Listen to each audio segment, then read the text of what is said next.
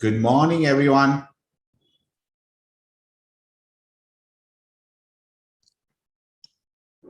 Good morning. I hope all of you have had a lovely week before you. It's so nice to see all of you back again for the session on Python for data science. It is time we now begin with the next topics for this weekend. And as you've seen in the last weekend, we did an interesting contest on a lucky draw for all the people who posted out on our LinkedIn post. And this weekend, as promised before, we have something very, very exciting planned out for you.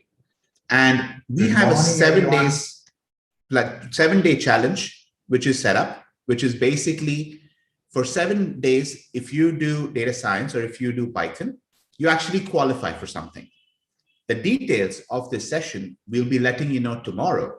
So the contest starts tomorrow morning and it'll end on Saturday evening on next Saturday. So welcome back to the session. Welcome back to Python. We've started with basics of Python and we've gone ahead to understanding the basic semantics, the data structures that exist. We've gone ahead and started with tuples. We have now done lists. We are beginning with lists.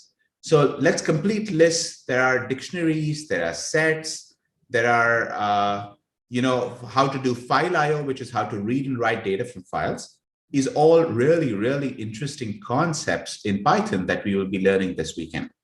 So we have a fully packed schedule for the weekend, which means we have 2 sessions on Saturday and 2 sessions on Sunday, total 4 hours on each session. And Sunday evening, we have a very interesting session. So Sunday, 2 o'clock, we will have the session on how machines learn. So for all those of you who are actually interested in beginning machine learning or interested in understanding how machines actually learn from data that you provide them, we have a very, very interesting session planned on Sunday at 2 p.m. So absolutely do not miss that session because that is like the precursor to start any of your data science journeys. So let's get back to this, and congratulations once again to all the Echo Dot winners. I hope our team has reached out to you and they're shipping out the Echo Dots to you. So you should have them very, very soon. And we have a contest again lined up for starting tomorrow, which is 7 days of data science challenge. And more about that coming up in tomorrow's session. So do not miss to attend tomorrow morning session. And we have a lot of exciting goodies to actually give out for you as part of the contest. So welcome back. Good morning once again. Let's make this weekend a big bang. And this is the time when you actually continue your journey on Python. Let's cover all of the topics of the Python language. Then tomorrow we look at machine learning. We begin our journey in machine learning and how machines learn from data. The next weekend goes on to understanding critical frameworks, which is NumPy and Pandas, which are very, very important frameworks for any of your data science that you do. NumPy is predominantly used for numerical Python, for all of your statistical operations, etc. Pandas is more used for data that's in row and column form, which comes from databases, etc. You would use Pandas for that. And then after that, in the last weekend of this course, we cover topics of Matplotlib and we cover topics of Seaborn, which are important visualization libraries for us. So welcome back, all of you, and looking forward to a wonderful session. Suvir, good morning to you. Welcome back again. Thank you so much for joining us on Saturday. And I'll hand it over to you to continue. All right, Sanket, thank you so much for that introduction again. And good morning to you and good morning to everyone who's all with us in the class. And as said before, yes, we welcome everyone this weekend again back into the class with some new challenges and interesting topics, just like what we had done before.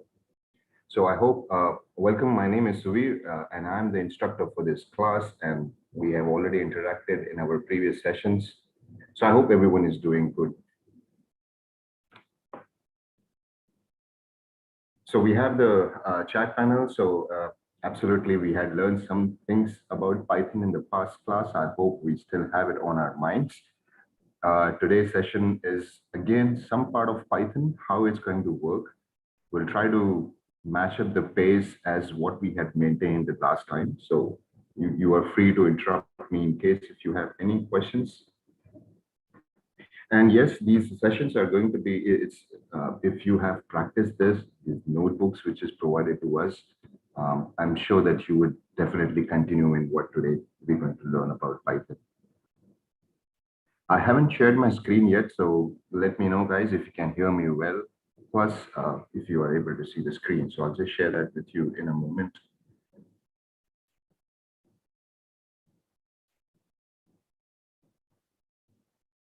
Okay.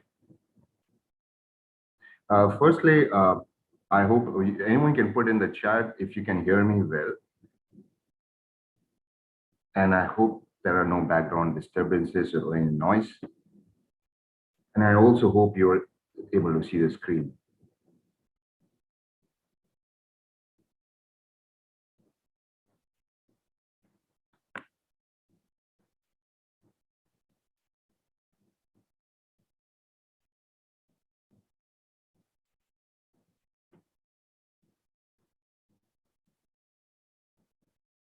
Yeah, so Shivdenu, yes, we are also excited. So welcome back, Tejas.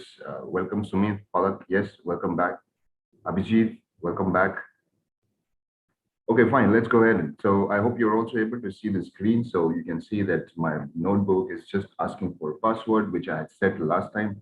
And I'm sure this would be the same for your notebook also. Some of the notes are still open. I'll just zoom this up. So can anyone help me? What was the last thing that we studied in Python? The last weekend on a Sunday? Anything that we worked on the hello world, we worked on the language semantics, then we worked on the tuples and the lists. Sure, thank you, Tejas, for that. Yes, Ashish, thank you. So tuples and lists, everyone knows what are the differences between these two? Between these two what? So what are these two things? We have tuples with us, we have lists with us. So they are data structures that we have seen, correct? So data structures are the patterns or the formats or the sequence in which you would like to store and retrieve the data. That is what we have learned. Okay, anything on the list? So I think the lists are still open. So let's see if any of the topics that you would like to have a look into this.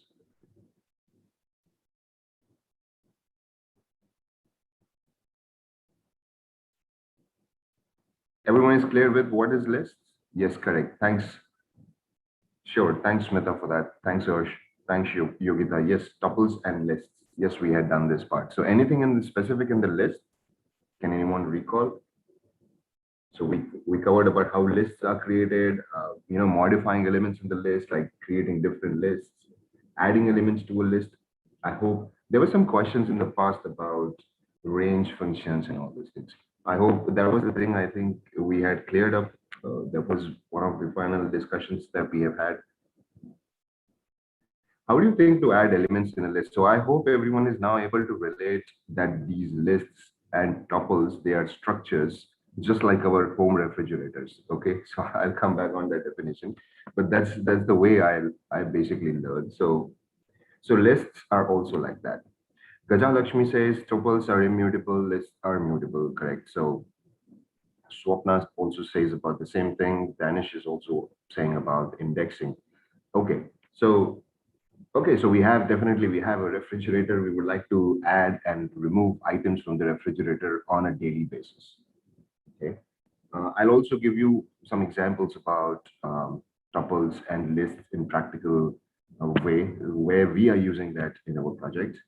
Gaja Lakshmi says functions and append. That's correct. So lists, functions is something that we were looking at. So now we are very clear about two things, that lists gives us a lot of options or methods to apply some functions and do some job in lists, right? We can remove an element, we can append an element.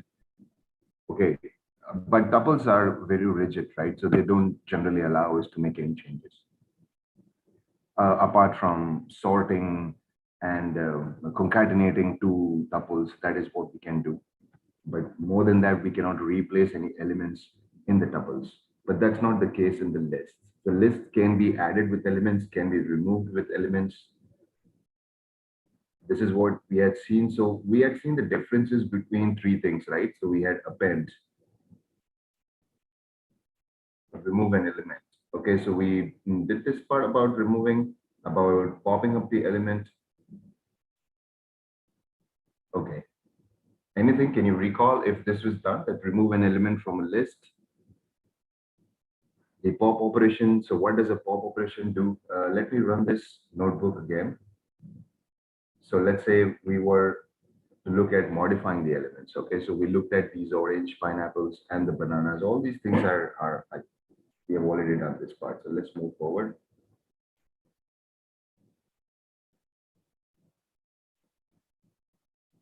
So list.append. Okay, let me just zoom this a bit more. I hope this is better now. Okay, let's go with this one. So what this is going to do, append value at the last and correct, append value at the last of the list. That's what append is actually doing. Even in the database tables, appends are doing the same things. So when we say that append this Excel file, that means you push the data beneath this Excel file as we move forward. So here also, on line number 8, which I just ran, we simply appended a file which was previously created. So my list was already created, and then simply I'm going to append that. Let me run my list for a second. I did not create that, and list of the tuples into my list. Okay, this is my list. So I hope these concepts are clear, modifying elements within a list. But let's say we were to look at for the list. Just give me a second. I'm trying to find a block, insert a block, cell above, and I would say this is my underscore list. Okay, this is what we had created. Correct. Yes, Sumit says we had done the insert. Okay, great, perfect. So I remember we had done three things. So we had done about append. So let me just go with this one. So we had done append, we had done extend, and we had done insert. Okay, so let's move forward. These things are already there as we move on.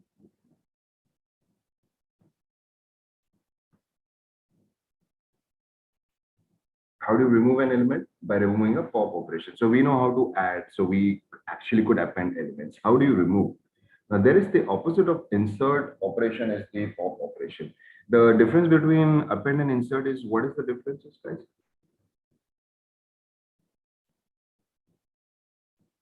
Danish says adds last in the list. Appends adds last in the list.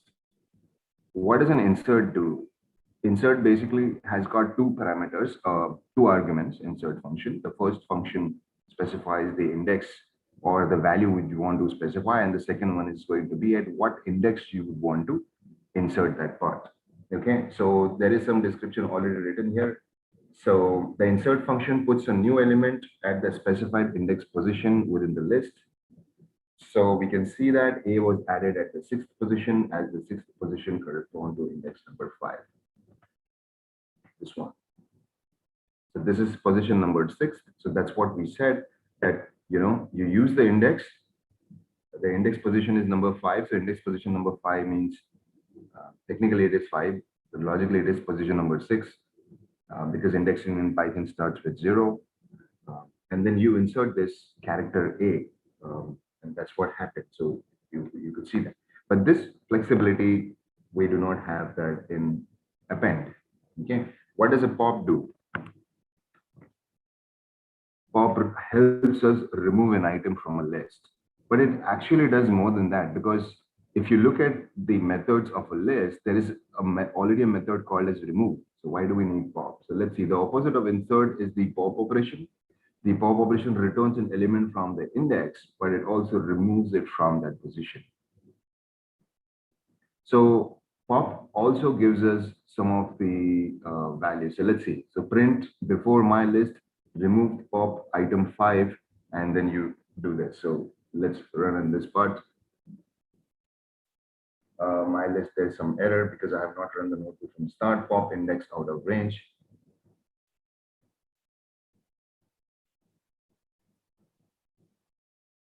Okay, so let me just say this. Let's say if I have some indexes here. Okay.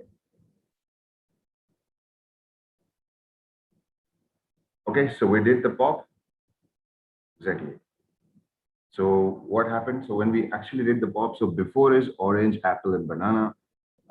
After is actually when we did the index number 2, when we removed this index number 2 and put into this my list. So pop item number 2 from my list, which is actually the last item. You could see this.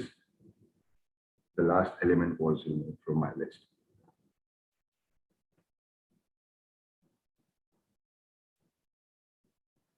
Friends, just give me 10 seconds. I'll be back in just 10 seconds.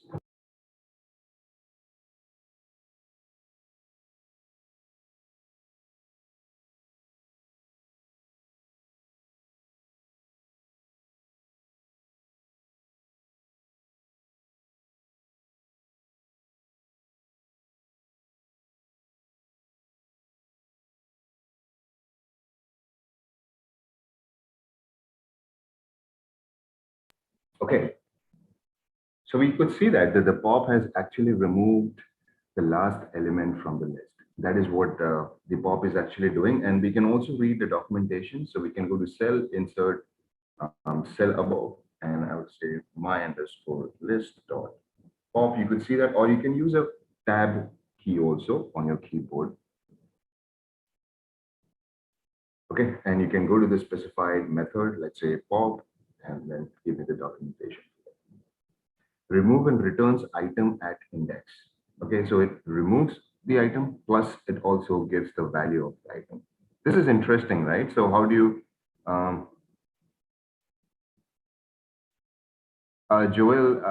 Joel, we have the workbooks running here on my screen. So definitely the cloud AI part is running. Could you please retry? Please retry. You may, yeah, sure.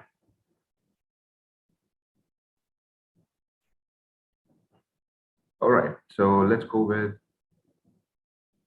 pop removes, but we can call after that. So, but pop does more than that. You saw that. So pop is removing that item, plus it is returning the value of that item. Please remember all these things, guys, because these are fundamentals, and the notes which we have in this are really perfect. So in case if you want to, even if you read this couple of times, I'm sure that you'll be able to get a good hang of this.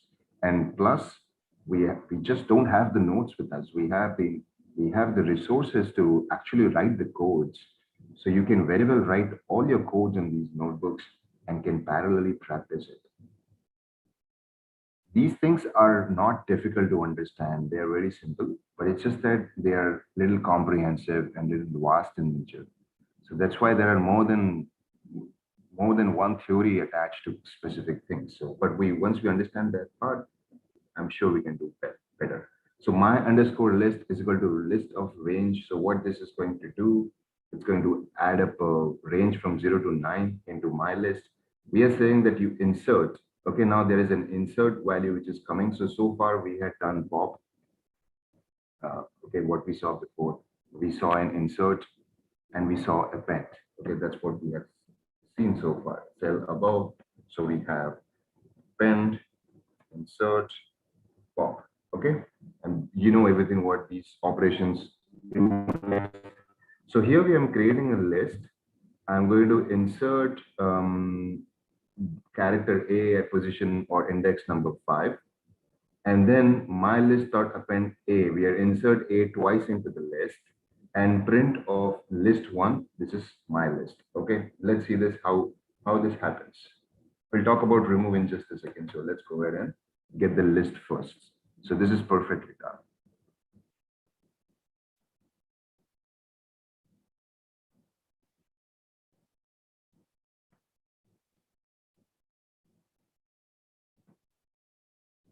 Yes, we're going to do that. So we saw that, Yuan. We saw that. So there are a couple of questions. Delete the removes element. So Danish pop removes, but we can call it after. What is the pop type? Pop type is to, it's like to remove an item, but also specify the value of that item, the item which was removed. Yuan says, are there any types of pop elements? No, all elements can be categorized as pop, so you can use pop on all kind of uh, data elements. Shivendu, how is the removed element stored? Is it stored in the same list as a statement? Yes, that is correct. Other than there is no other list to be stored for that. Alok says, is there a replace method for lists? Yes, we do have. We can definitely, you've already seen that replace method. We want to replace. So whatever, anything that you want to replace, Alok, as I had said before, I think in the last class also we discussed about, if you want to replace any element from items, you need to first extract that item, correct? And once you extract that item, you can use an is equal to operator and you can specify the value that you want to specify with that. Okay, this is a pretty simple. So yes, so what we saw is we have created a list called as list one. Okay, and it is giving the results at the bottom of the section. You can see there are a couple of changes in this list compared to when it was created before. So 0, 1, 2, 3, 4, A, 5, 6, 7, 8, 9, and then A. You could see that the A, which is just before 5, we actually use the insert method. And the one which you see at the last is actually used by the append method. Okay, so this is clear. So we're going to do some remove operations on the list now. So now we have our list created with a couple of inserts and the appends on that. But let's see, my underscore list dot remove. I'm saying that you remove character A. Okay, print list to my list, and then my list dot remove a print list dot. So let's see this. So the first occurrences of the A, which the remove found, was eliminated. And the second occurrence of the A, which was further written in the remove statement, that was also eliminated, but in the second. So you can see that my underscore list dot remove A did not eliminate all the values of A which was there in that list. So we actually had to do it incrementally. You could see this. So list 2 and list 3, they both have applied operations to remove A, but at one time, if there are repeats in your list, then at one time only one operation or one element can be removed. So we can remove elements from a list by value of the element. The remove function finds an element with a specified value and removes it from the list. It only removes the first element it finds. So if you notice, the list 2 has A removed for the first, and then in the second invocation, the remove function actually removed A again for the second time from that list. Okay. There's a question by Akshay. Is there a way to reverse a list? Akshay, if you have your systems ready, you can see that when we use the method here, you can see that we have a reverse already available. Okay. So you can do a question mark in that. So you can simply say my list dot reverse. The reverse is in place. Okay, in place. So that means once it reverses, you can't change that. You will again have to reverse that. So yes, my list dot reverse is a direct option available. Can we remove value using list index? Yes, absolutely. You'll have to put it in a loop. Anil, you can use the for loops which we had studied before. So I hope everyone is still remembering what is a for loop and what are the language semantics, which is lesson number 2. We can reverse list using sorted method. Sorted method is different. Anil, you can recheck on that. So sorted method is going to sort the data for you in the list, but it's not going to reverse it. Reversing is a bit different than sorting. Okay, so pretty great. So we could see that the remove is also working for us. So I should add it here. So we have the pop, and then we have the remove is also something which we have seen. So now we are very clear with this. So let's say we have a refrigerator. We would want to append some values in that. We would want to insert some values in the refrigerator. Values in means the objects or things. You would want to get some pop items outside the refrigerator, and also you would like to remove specific items from the refrigerator. So the first two functions talks about append and inserts, and the second two functions talks about pop and remove.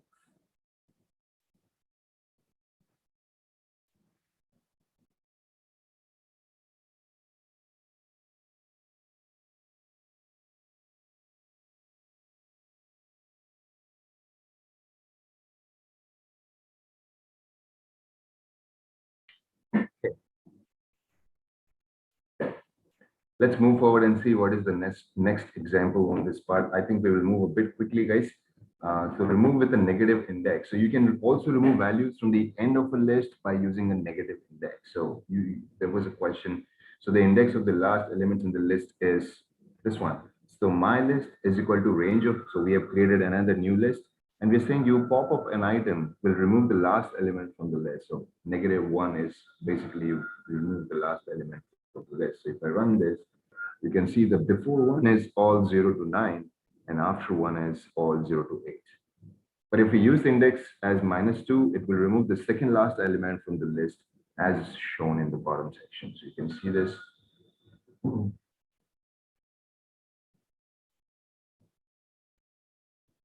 So if you want to remove all occurrences in the list, you can simply say remove all items and simply, or you can simply equal to a blank list. So my list is equal to blank list. You can say so all items will be removed from that.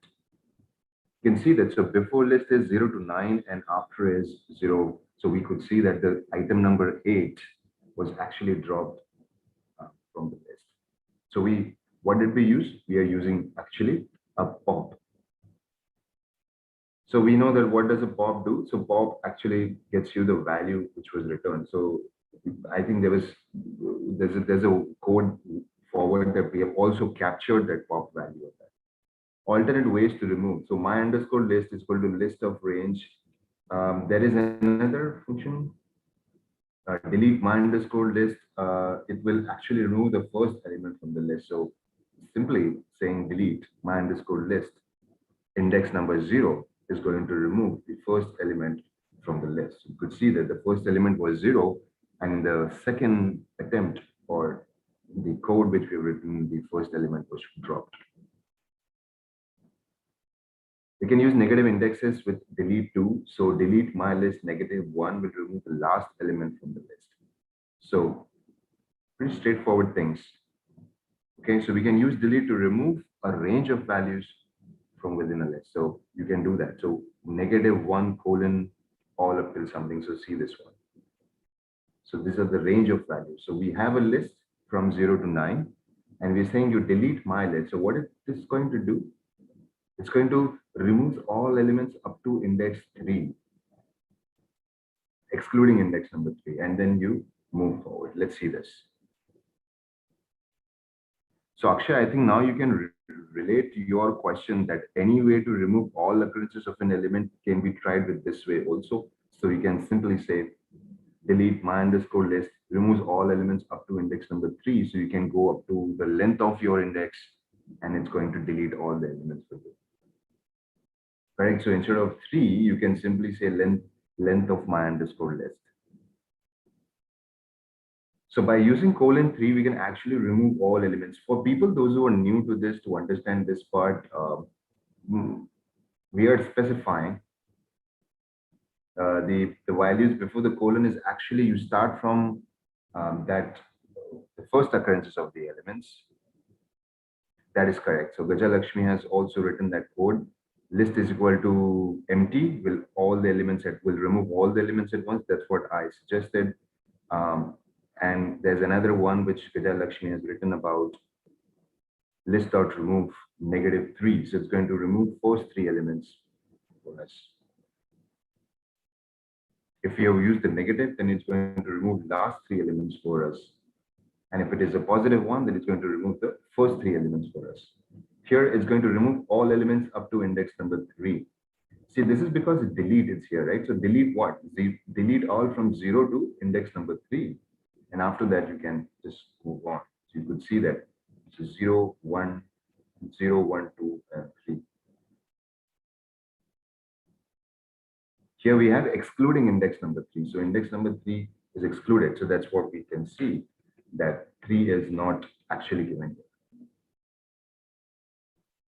Okay, so my underscore list of range, print before my list, and delete my list 3 : So let's see this one. It removes all elements from index 3, including index number 3. So you could see this 0, 1, 2, 3. And when you actually did 3 : it dropped third value also, and it returned only the first 3 elements to us. Correct? Pretty straightforward and simple. So So the above example shows how we can use 3 colon to remove all elements starting from the third index, including the element at the third index to be dropped or deleted. Correct. So there's one more answer by Swapna, and she has written delete my underscore list is the empty standing brackets. And when you do that, it's going to basically remove all the items from your list.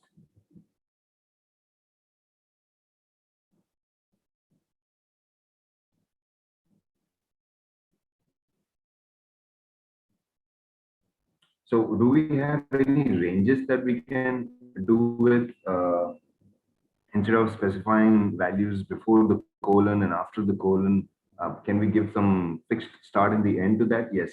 So delete my underscore list 3 colon 6 removes all elements from index 3, including index 3,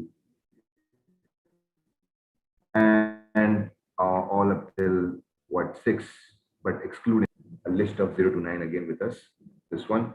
And afterwards, if you see, and after that, if you see, we have delete my underscore list 3 colon 6. So that means you remove all the elements from index 3, including index 3. All right. So you can see 0, 1, 2, 3. So up to 3 to 6. Till 6 is actually not the excluding, it will be including. So you can see that the values 3, 4, 5 has been dropped.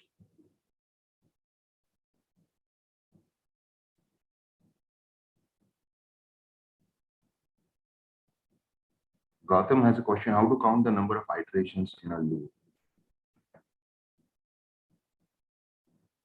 Shubhedenu has a question, can we use positive and negative indexes simultaneously?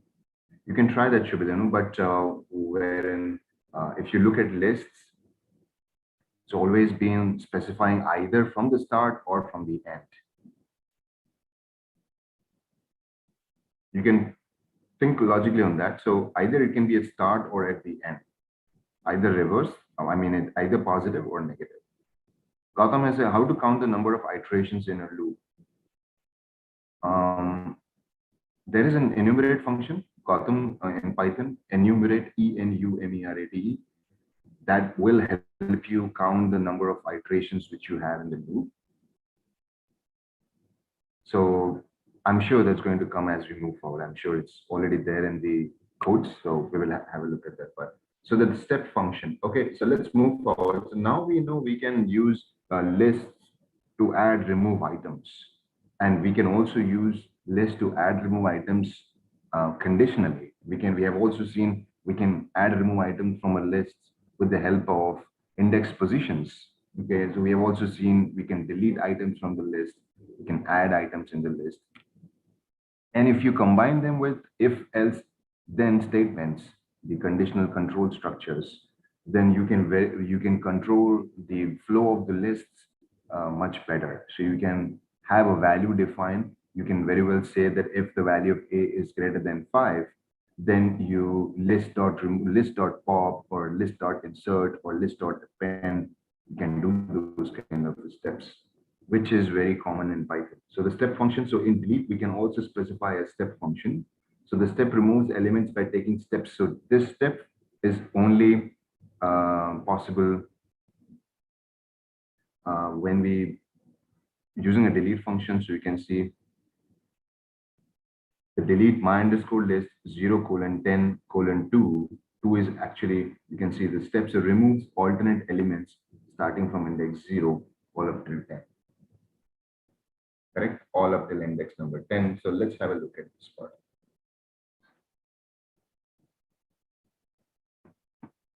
Akshay has written a code. So Shubhidenu, that will help us. Can we use positive and negative index simultaneously? So list.remove 3 colon negative 3. You can try that. I'm not putting that on the screen, but this will work. So as I said before, that preferably you can either go from the start or from the end to remove the items. But we have a way you can specify a positive value before the colon and negative value after the colon. So list.remove standing brackets 3 colon negative 3, close the standing bracket. That will remove the first 3 elements from the start of the list and the last three elements from the end of the list. And whatever remains with you is going to be like the median of a list over there. If we are to remove first three elements and last four elements in the list, having suppose 100 elements. So I think what answer Akshay has given Shubhendu, that should basically help.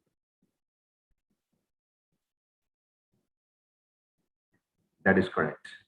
But you can try that practically, Shubhendu, because you might require :3 over there, because in the first one, it's actually excluding, right? So list dot remove :3, but you can still try this practically on your list. I'm not sure about this code. You have to use a semicolon and then -4 and then the colon. You can try that code. So step function, no different. We can delete items based on the steps. So we can say that you spare here the alternate items. So we have 0 and the 1 and the 3 and the 5 is all being maintained alternately, correct? So in this, the 0 is the starting position, 10 is the ending position, and 2 means adds index by position number 2. So when we use the value of 2, we are specifying that every alternate element should be removed. So after 0 directly, we are jumping onto 1. Sorry, after 0, we're directly jumping onto 2, and after 2, we're jumping on 4 and 6 and 8.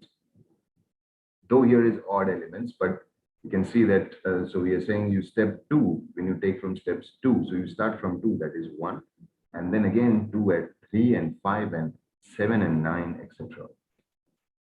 We can also write the above operation as ::2 with the same effect. So we have a list here.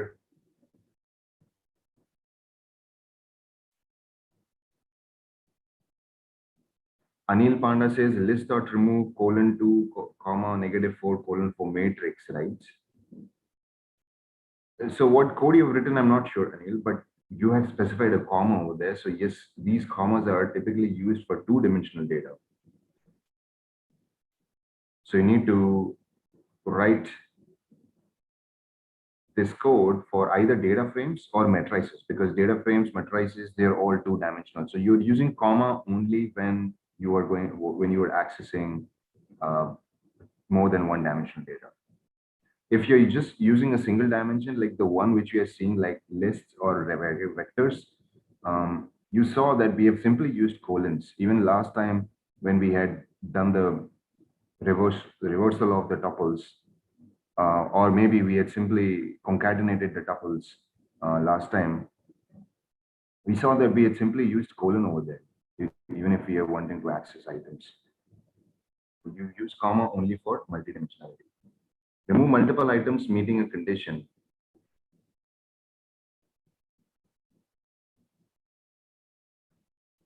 Sorry, what is this? Please scroll to code. Right. Okay. Remove multiple items meeting a condition. We can also perform conditional removes, as I just said some time back.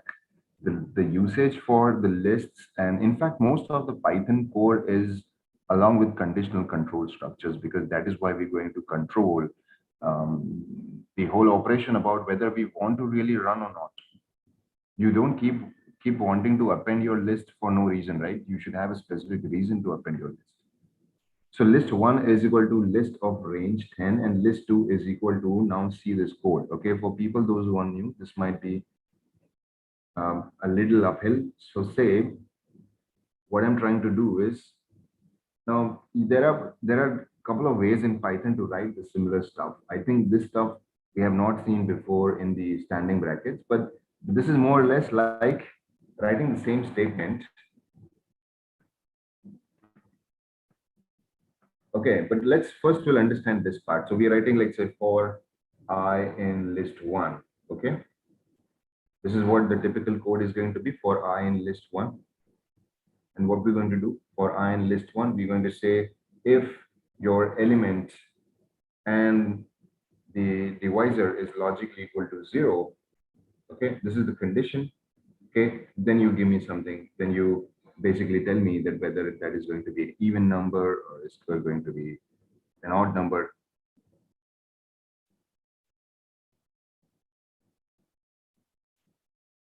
Okay, so instead of writing the code in this, I can say if I is models 2 is logically equal to 0, then you print that I is an even number.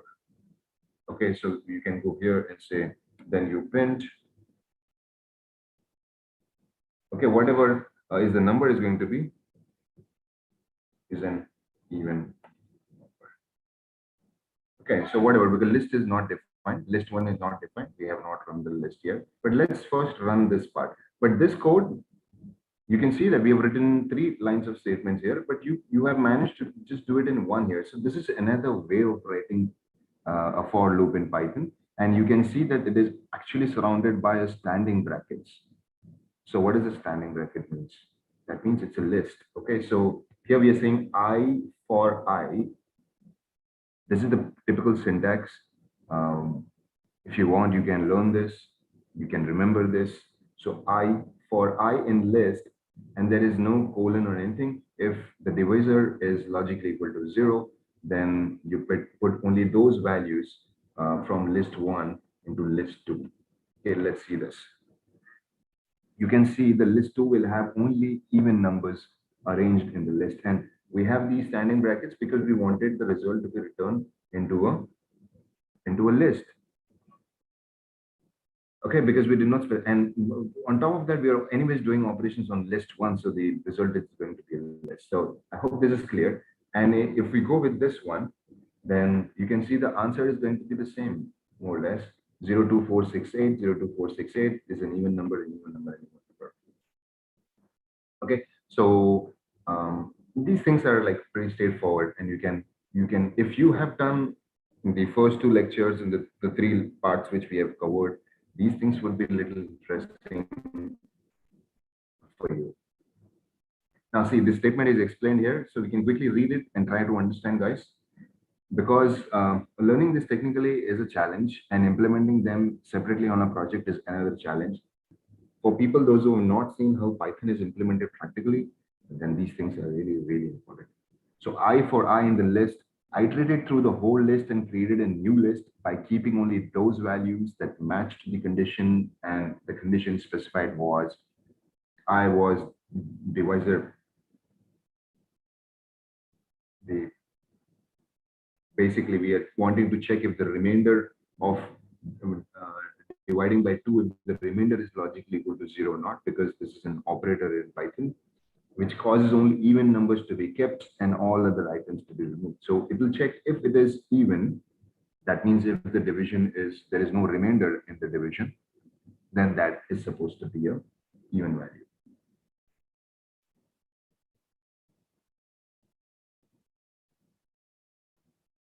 So what is this one? So what if we have, so the if statement can be complex with multiple conditions to check, thereby allowing complex remove operations to execute in a single line of code. So let's look at this example. So we've got this my underscore list, and it has got like what, 5 different values.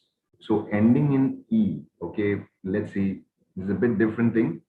So again, same things, this you need to learn, as I said before. So S for S, we don't start with this for simply like this. So S for S in my underscore list, if S dot ends with E, if it ends with E, then only you fix this into ending underscore NE variable, otherwise don't fix it. So in this case, we should basically get 1, 2, only 2 values here. Now, how would you say that, how will I come to know that these methods are available or something like that? Okay, so this is actually a method inside this for S item. So what you want to do with, so whenever you are iterating, there has to be some properties of that imaginary I or this S, whichever we have, and what we can do with that. So when we pick up a value, what we can do with that, we can check whether it starts with something or it ends with something or not. So we have already run this. So just give me a second, insert cell below, and I'm going to say, let's copy this one. See what kind of an options do we get, any options.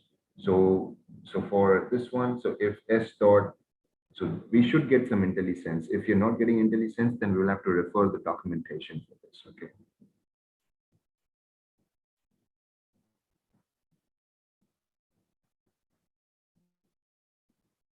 Okay, so I'm using the tab key, so there's nothing coming up. So we'll have to check for S. So S is actually, Varsha is asking what is the meaning of I for I. So, or here you meaning is S for S. You can see this. We are defining and we're invoking imaginary variable S. Okay, we're telling it Python that, okay, this is a variable S. And then we are saying, so you can remember this part. I may not be able to explain it to you. So you can say for S. So how do you write the general for loop? We write the general for loop using simply starting with for loop, right? So for I in my list. Here we are saying S, and then after that, everything is same. For S in my list, you don't need a colon here. You can write the statements in a continuation manner. If this ends with E, then you get this any of those values. So if you want, similarly, there has to be a starts with also. If there's an ends with, there should be other operations like reverse or sort or something like that. So we can check with the documentation. Right now, it's not giving me IntelliSense. There are questions. How can we write is not logically equal to 0? Supreet, I didn't get it. How can we write that? Means we are actually writing a condition that you divide these numbers. What is the whatever number you have in the list? Okay, what you do, 0 divided by 2, is it logically equal to 0? Yes, it is logically equal to 0. So you give me that value. I'm saying 1 divided by 2, there is a remainder. So it's not equal to 0, and so on and so forth. Anil Panda saying if you're using a not equal to sign, so that means your list will be loaded with odd numbers. So there's a good point by Anil. So if you want to reverse this, and instead of logically equal to 0 checking, you can check with not equal to. You can check with this one, and if it is not equal to 0, that means it's actually an even number. Sorry, if it's an odd number, and you can load your list with odd numbers also that way. So you can do that, absolutely.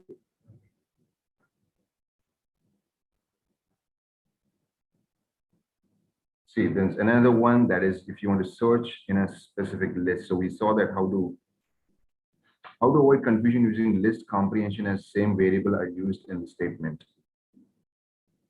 That is, you will have to check with the standard documentation, Alok, when you actually get into a project. There is a project manager, there is a team leader. You need to consult with them to what is the standard that you are following basically for documentation, for developments. Akshay, again, any way to specify E or E without using lower function? You can, of course, specify uppercase E also, Akshay.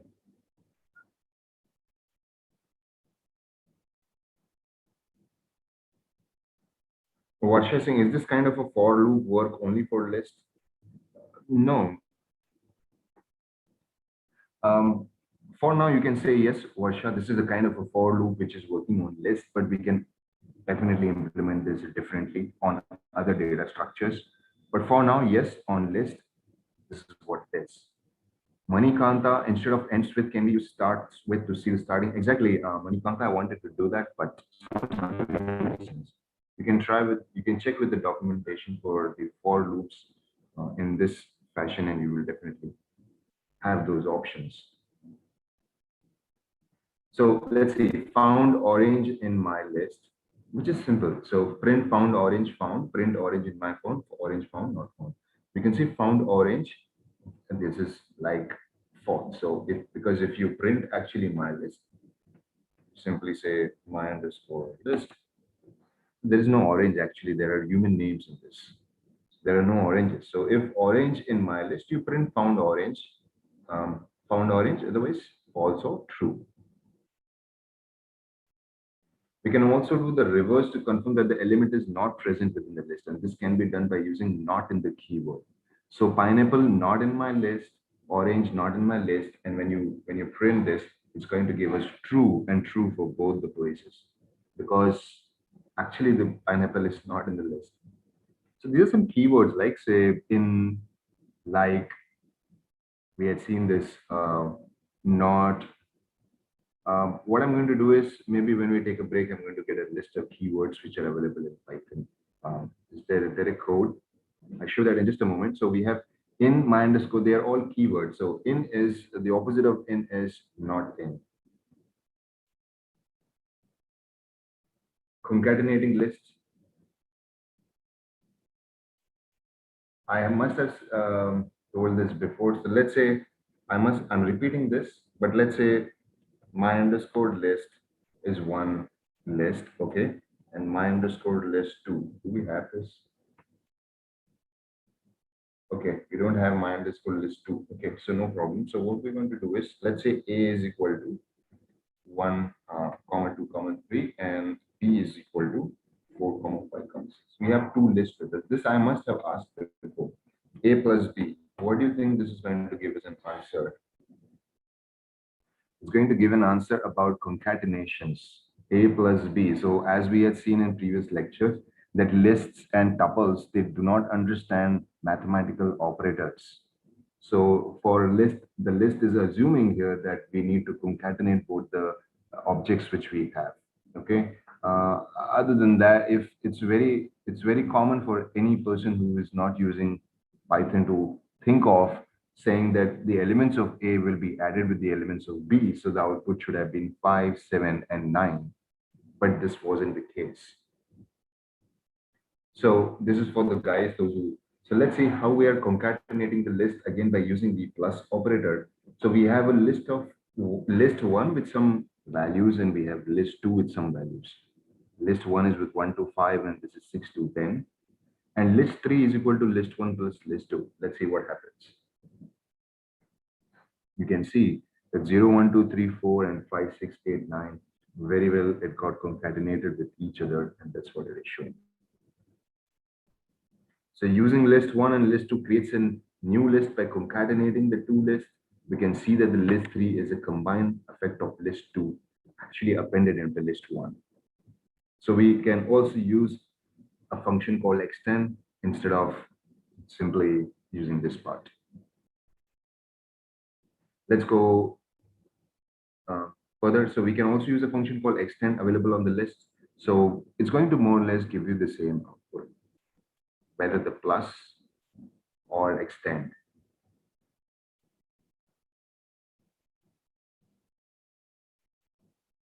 If you do append is going to do in the same list. It's not going to create a new list for you. We can use the concatenation or list of any type. So as lists are heterogeneous, so we can use this. So list one is 1, 2, 3, sorry, 1, 2, hello. And list two is world, 3, and 4, 5. And what is this in a list? A list are like heterogeneous, right? So we can have elements or objects of any data type. So we have 4, comma 5 here mentioned as tuples. Let's do this. So 1, comma 2, hello, world, 3, comma 4, comma 5. So these are tuples already present in the list. So in the above example, 4, 5 is a tuple within a list. So I hope now confusions about lists are now slowly going away. And I hope the tuples are also, the vectors are also pretty reasonable. But so far, we are simply using one-dimensional data, okay? We will go on to more than one-dimensional data as we move forward. And that is also interesting part in Python. So sorting elements in the list. Okay, so let's look at this part.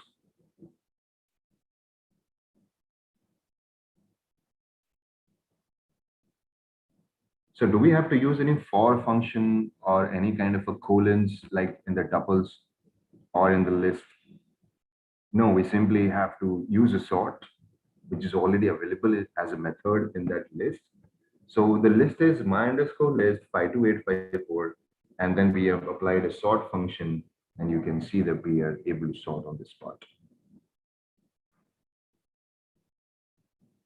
So we have a list which was with us before, and now we have a list which is after sorting. You can see all the elements have been sorted. There was a question about sorting and reversing. So as I said that time, that these are two different things.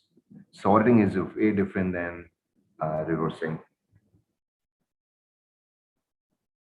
So the sort function performs an in-place sort of the list. So the original list is modified now to have the sorted list. Have you seen the photos part in the windows? Okay, when you open any kind of a picture in the photos application of your, for these are for people who are using Windows as operating system. So when you open that picture, let's say if that picture is inverted, okay, or it's it's top down, you want to change it, you want to reverse that, you want to flip the image basically, or you want to rotate that image. So when you rotate that image and when you when you close that image, the Windows, automatically saves that rotation for you. It's not like that you have to save that image as a copy, or whenever you open the same picture again, it's still going to look tilted. It's not going to look tilted because you have already rotated that once and Windows has saved that for you. Now, that kind of a feature is known as in place. So that means the moment you do the action button on that, let's say rotate this to 90 degrees, let's say, the Windows is going to save that for you. It's not going to wait for your consent that is it looking okay or not looking okay. It's going to save that quickly for you. And next time also, when you open that picture, you will see that it's just the way you did that. So here the list is also like that. So when you are sorting a list, in order to sort the list, you don't have to create a new list. See, because when you add elements into a list, okay, I'm not sure if I've shown you that part on this part, but when you add elements to a list, it may not add up directly to a list like an in place. You will have to create a variable to add that. Yes, correct. So Akshay, does it sort only integers or will it sort strings? Yeah, sorting is can be defined on any data type which is reasonable enough to sort, Akshay. Okay, so let's see this. So the sort function also optional parameters is input. These parameters allow us to perform complex sort operations. So if we were to sort the list as per the length of the words, the same could be done using the length sort keyword. So see, another strong point that we have, and there's a beautiful example given out here. So my underscore list has got strings data. So this should answer your question, Akshay. So 1, 3, 4, 5, 13, and 2, do you think we can actually sort this based on the length of that word? So 1 has got 3 occurrences of characters, 3 has got actually 5 occurrences, 4 has 4, 5 has 4, 13 has actually 8, 2 has got 3. So what we're saying, if we were to sort the list as per the length of the words in the list, the same could be done using the length sort key. So let's say if you want to create a you have seen some basic visualizations you've seen in Python, like people create snakes out of languages, out of characters. People can create humans, like a depicted human outline of a body of a human in a cartoonist way using numbers in Python. How do you think those things happen? So let's say if we talk about the length of, so it's going to go from in the ascending manner. So it's going to actually create a kind of triangle for you. That's what, so let's see, does it happen? You can see that this has been sorted as per 1, 2, 3, 4, 5, 3, 13. And if you try to create a bar chart out of this, you will see a sorted bar chart, one after the other. So what was the code here? So we're saying my list dot sort, and the key is the len. Len is just the length of the word.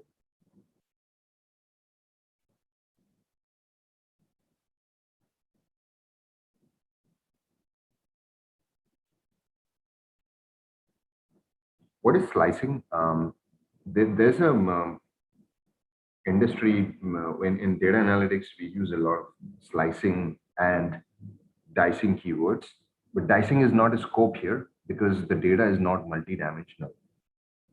You can think of your data as being a dice. Have you seen a dice for playing board games? So when you have a dice with you, it has got how many 6 dimensions to that, right? It has got actually 6 surface. So you have all the numbers mentioned on that, and then you can dice the roll. So dice the roll means you can change the side of the roll. It's more or less like a pivot and unpivots. So dicing we are using only for multidimensional data where you could actually dice it. Slicing of the list is used for any form of a data, whether it's a one-dimensional or two-dimensionals. Slicing means just to peel off some part of the data as a subset. So we can also slice a list to extract a sublist from a given list.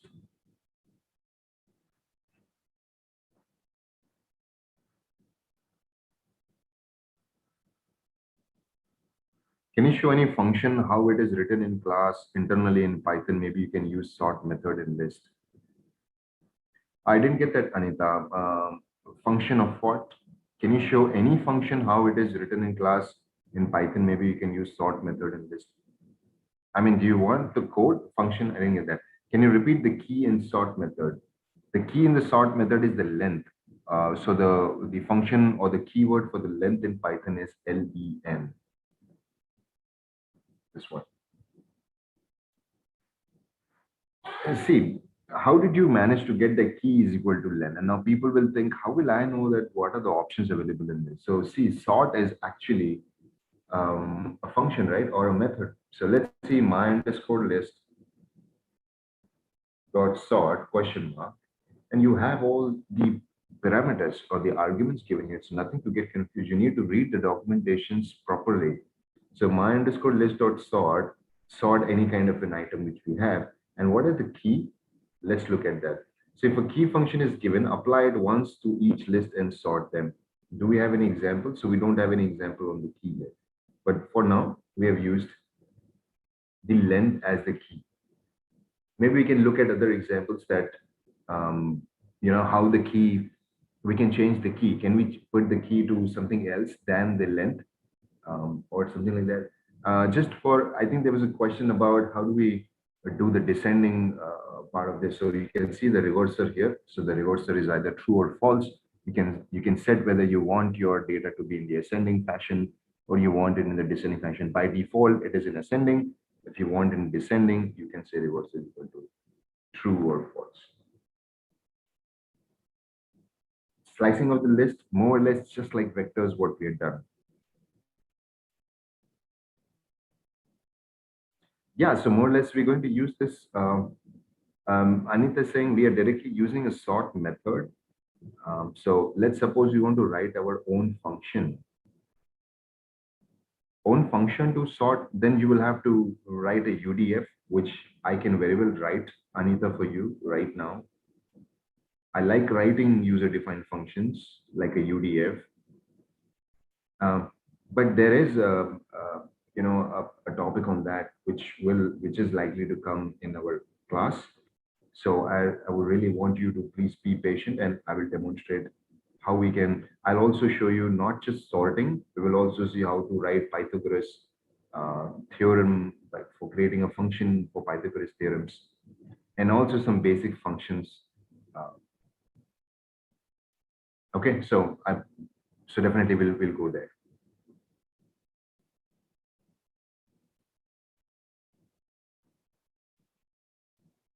Danishka, I don't understand key is equal to length. Aparna, I mean using them. See, guys, let's take this very logically. Please not try to learn this. Now tell me, what does a sort do, guys? Sort basically helps you to sort, right?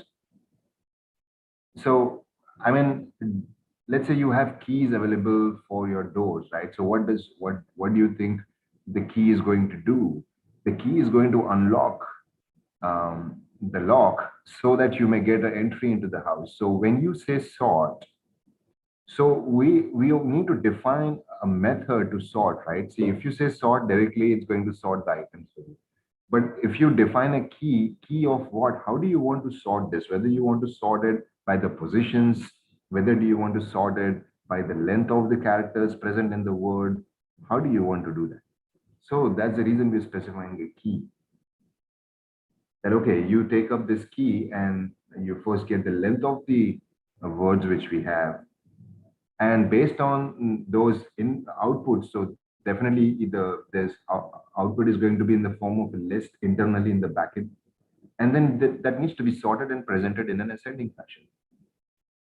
So that's the reason we have key is equal to length. As I said, that I will also get other examples about what other things that we can put other than the length.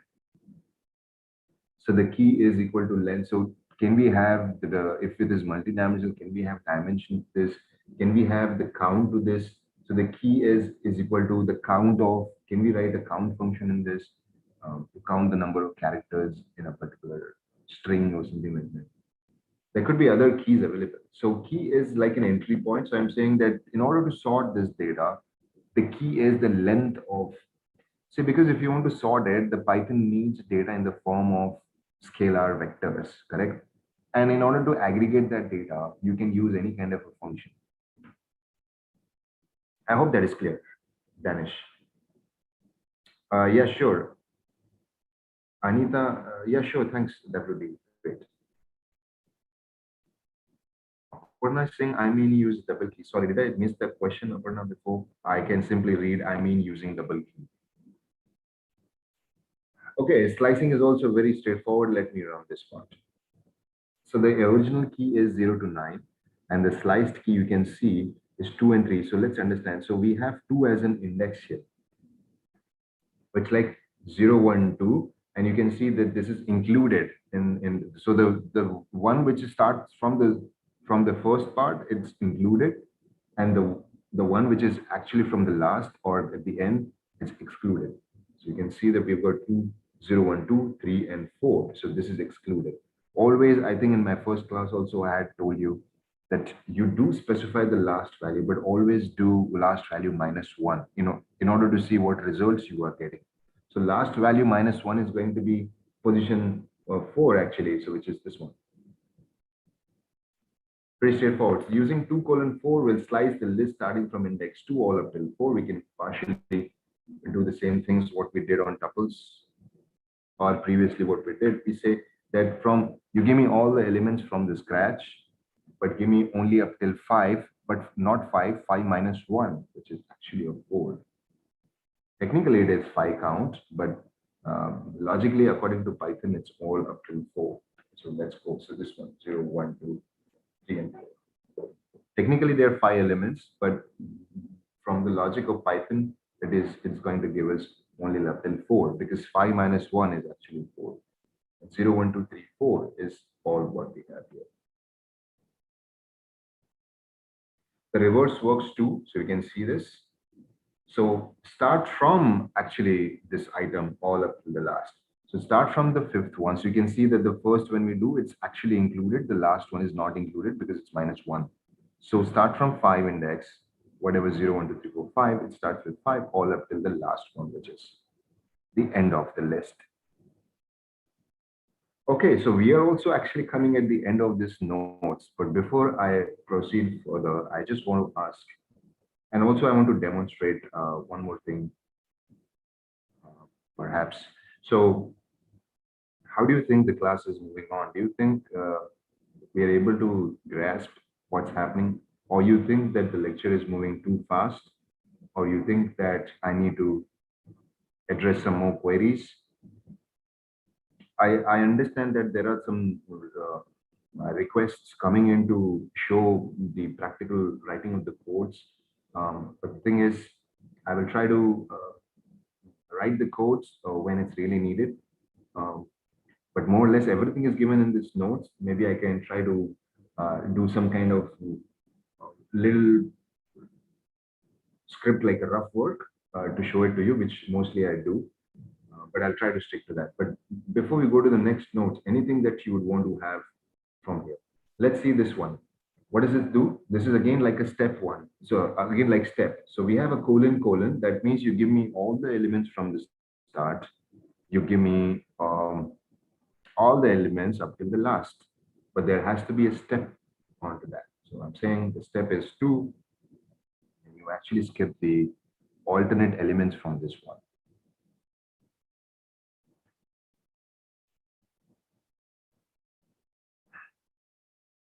Thanks, Anita. Definitely, I'll do that. Aparna says all good. Okay. Abhijit says yes. Okay. Mayank says lectures are fast as being new to the topic. Shubhendu says it's fine. Akshay says going at a fine place. Sorry, fine pace. Rushali says good going. We can grasp. Supreet, yes. Manoj is saying how come it is printing 5? Sorry. Okay, I think you were talking about this example. This is the fourth time I will repeat Manoj. In fact, even the notes it's written. If you're using a colon and if you specify the starting position, it will be included. And again, if you're using a colon at the end of that value would be excluded.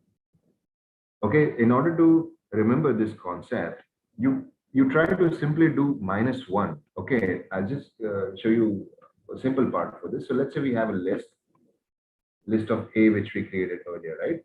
Now I want to extract some elements from this. Okay, I can do colon, and you can see. Sorry. Okay, I'll say colon and colon. You can see this one. When I do this, let's say 2. Okay, so 0, 1, 2, you can see this. What's happening is actually dropping elements from that. Let me give you another example. So I want to get from position number, index number 1 all up till last, let's say. Okay, can you see this? What is this? I am specifying an index here. I'm not specifying values. So please let's not get confused. If you think like that, so let's do it this way. Okay. Okay, let's make it this way. Okay, this is a list. This is a simple list. String literal. I am not putting a closing colon here. You can see this. Okay, let's go with this. And this will also answer other people's question that why are we using only integers and can we not use list for any other things? Okay, let's do this.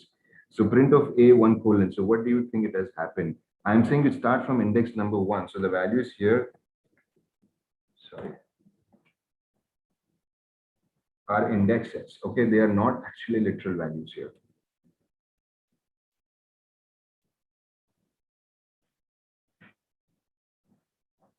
Yeah. So values here are indices. So we can see it's starting with 1. So what is the 1 index here? This one. Can you see this? This is 1. So it is included. And if I say 1 colon 0, 1, 2, 3, all up till 3. So what this will do, it will drop the city which is here. Okay, I'll just run this again. And you can see that the city is dropped because it's actually 3 minus 1, which I'm asking you to remember always, because indexing in Python starts with 0. You do 3 minus 1, so what it goes 2, so which is like 0, 1, and 2. And this is what we're going to get output. I hope this is clear and straightforward.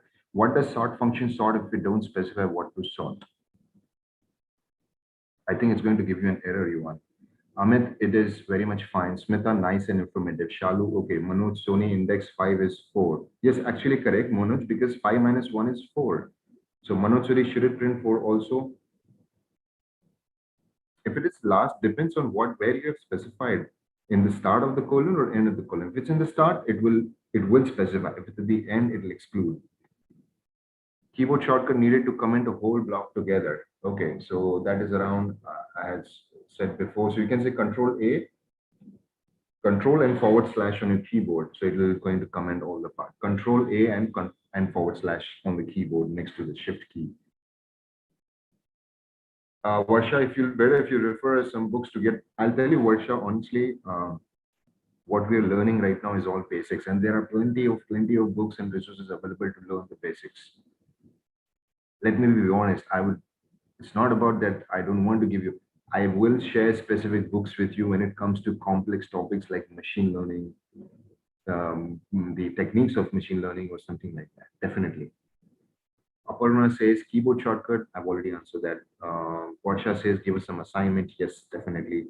In this coming week, we're likely to share an assignment with you, which we can discuss next week. Supreet is at much like Siju has already answered control forward slash. Siju, you could also say control A, and then control forward slash. because we have to select the whole block.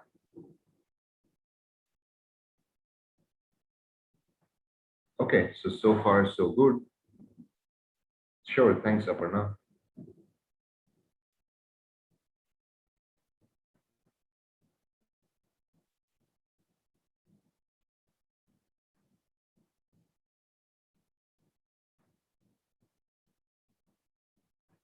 Okay, so another interesting topic is sequence functions. And then after that, we have dictionaries and sets. So we will try to work on sequence functions up till what we have. So let's see how much can we cover in another 45 odd minutes. And then after that, we'll go for a break. And then we'll come back and continue with dictionaries or sets or functions basically in Python. We'll try to finish these subject today. Joel has input. It is difficult to grasp immediately for a non-coding background. Okay, perfect. Yeah, that's correct, Joel. I understand that part. And honestly speaking, I mean, people like us also, when we started in the first place, it was a little difficult to grasp. But in order to get hold on something, you have to actually hold yourself onto that. So just working on that for once in a week will not help us understand. Definitely, that has to be in our mind. When you wake up, the Python list should be there on your mind. When you go off to sleep, machine learning should be on your mind. Then only things will become easy. So if you're looking at Python once in a week and just maybe for a couple of minutes or hours, it's not going to help. Not just with Python, and it's with any subject. Sequence functions. Okay.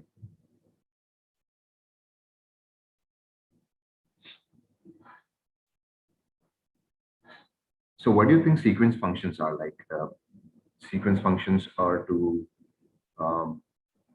they are useful and used for data operations. So we will see how we're going to do that.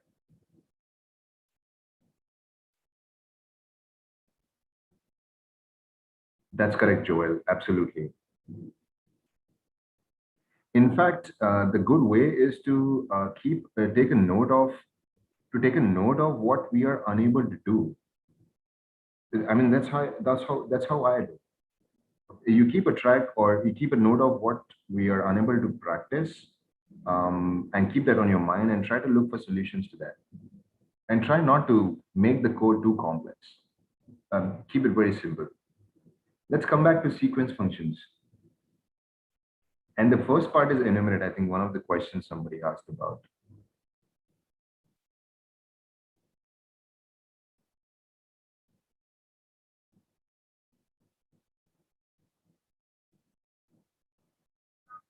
That's not possible, Aditya. I'm sorry, I won't be able to help you on that. So whenever we are explaining the notes, move forward as per sequence without taking up questions. I mean, see, questions are coming up, Aditya, for that specific notes.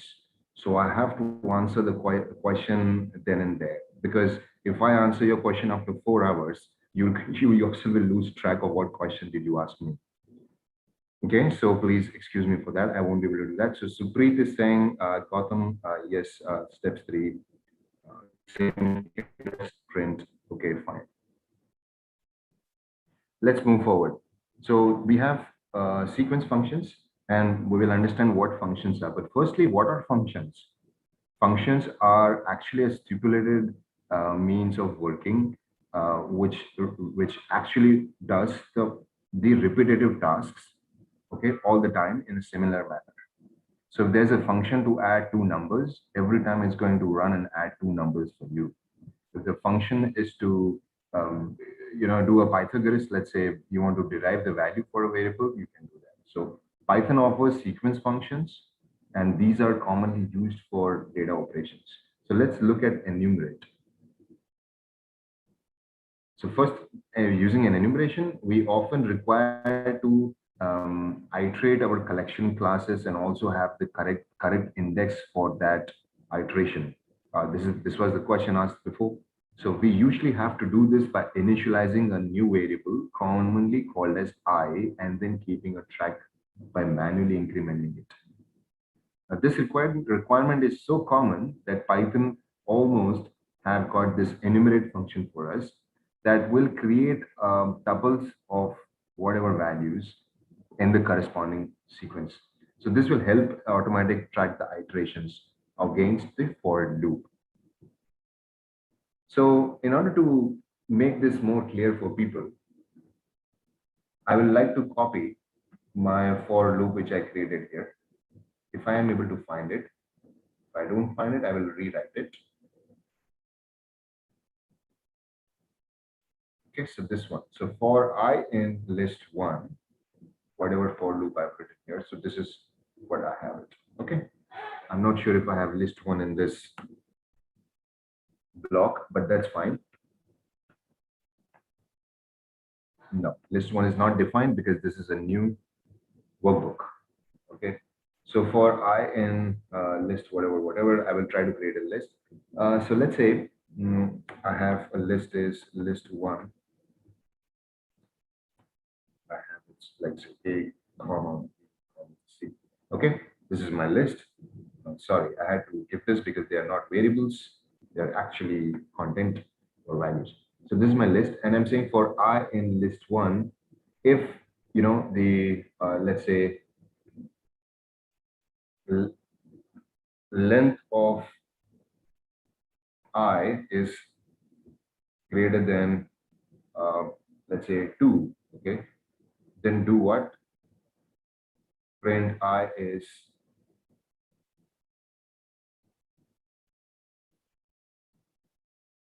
greater than length of 2. Okay, there is this if length of I is greater than 2. Let's say print if not supported between instances of string and integer. Okay, no problem.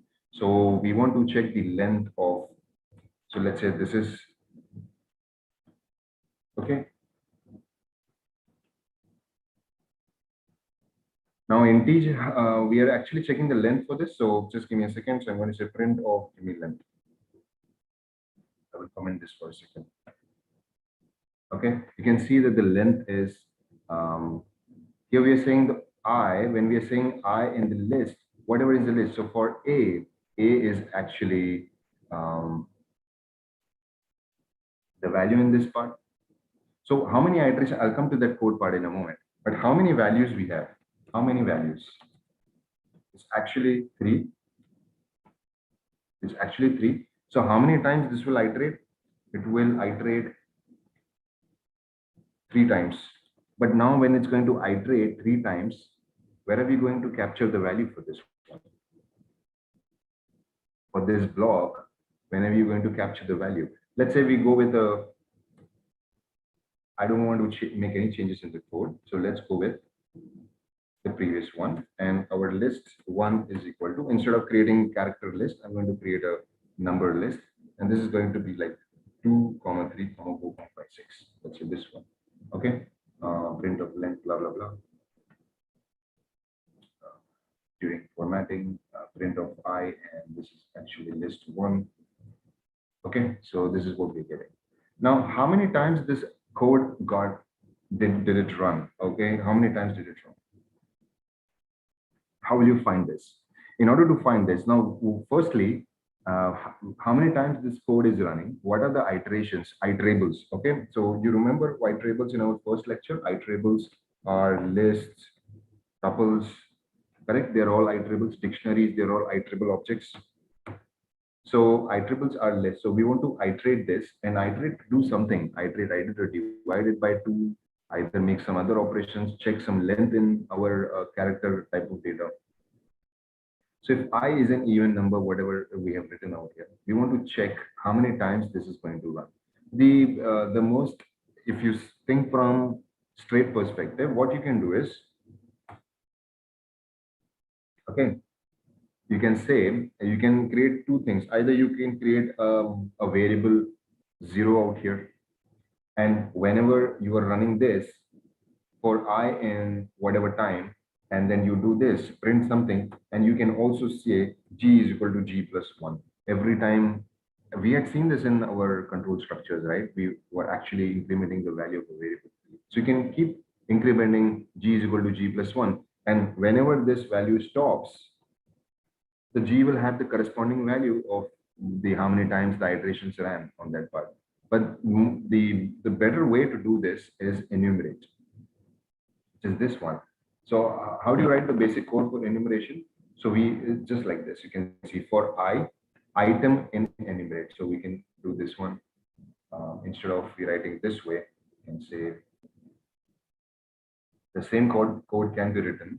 I'm saying for I, okay, or G in enumerate. Enumerate is a function, and this would be list one. And then the rest of the things are the same.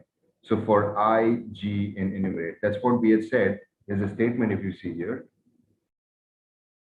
that we usually have to do this by initializing a new variable commonly called as I, and then keeping a track of that, correct? So if you want any variable to keep a track of your iterations, you say for I, and then whatever G in enumerate and do this. So if I run this, you can see you print I and you print the item. You print the I and you print the item. So I is 0, 1, 2, 3, 4, and the item is ABCD.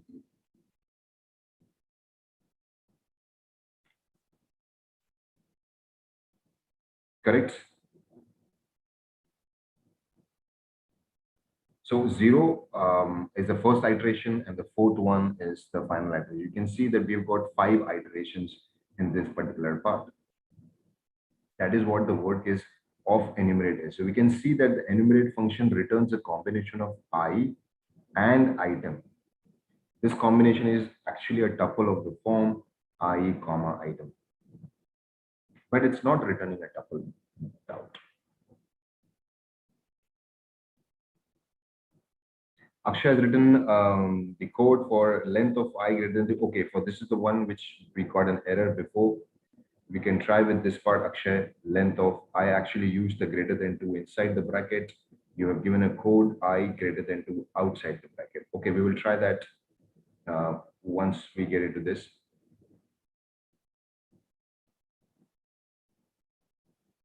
Can you try that code, Akshay? I'm sure that you will have that block of code. This one, you simply need to replace this with a character list and try to use this length of I greater than 2 into this part and see what are the results.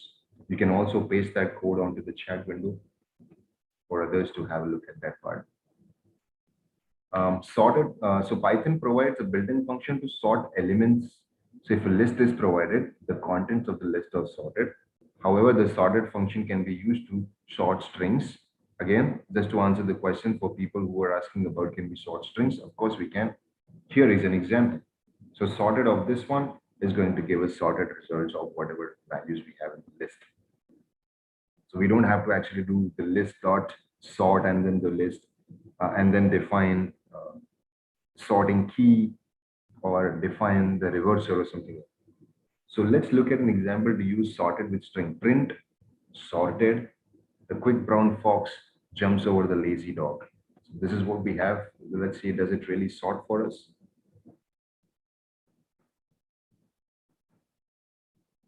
And there's a difference here. Okay, now this would you get confused a bit. You might be wondering about how did this happen. I mean, previously when we saw the length of, that's the reason the key is also important. Okay, you can see now the entire sentence is actually one string out here. So in order to sort it, it had to separate all the characters which we have in that string, and there are like blank spaces. So how many blank spaces we have? 1, 2, 3, 4, 5, 6, 7, 8. 8 blanks we have. So do we have around 1, 2, 3, 4, 5, 6, 7, 8? So what are the blanks we have? This is one blank, this is one blank, this is one blank. So this is 8 blanks we have. And the rest of all the words which we had, they were broken down into individual characters in order to sort that part. And then the entire string got broken into different characters and it was sorted from character A all up till Z.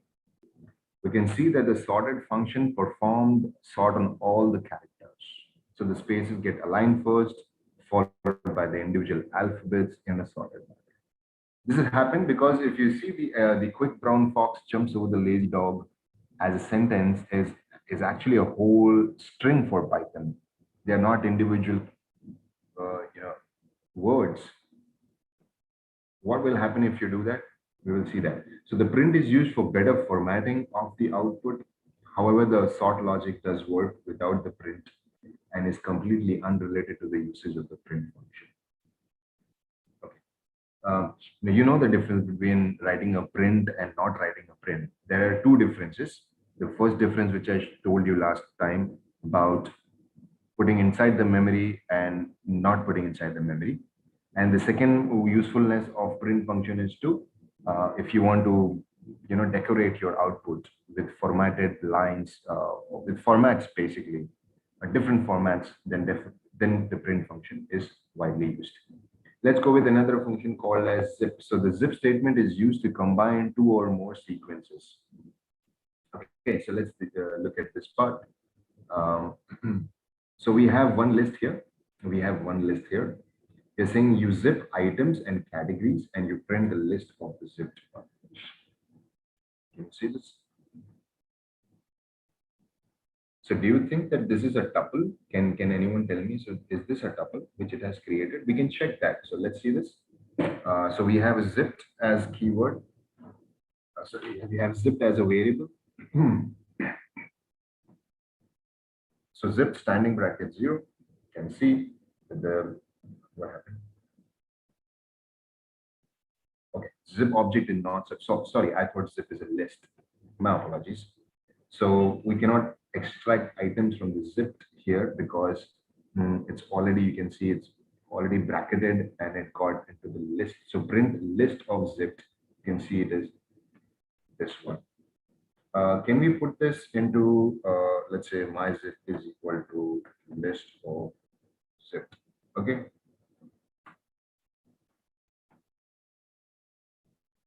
Okay.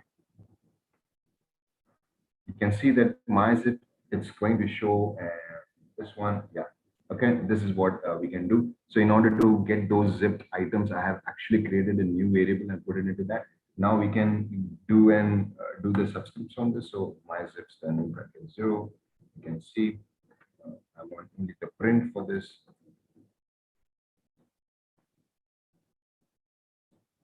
Okay, you can see that I'm able to successfully extract the first item for this, but we don't want this. We want to know what type it is.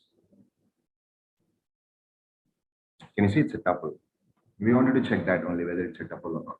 So when we said that you zip it, that means you create a tuple out of that. It's zip self, zip self, and whatever the argument. So zip star iterable. So a zip object yielding tuples until an input is exhausted.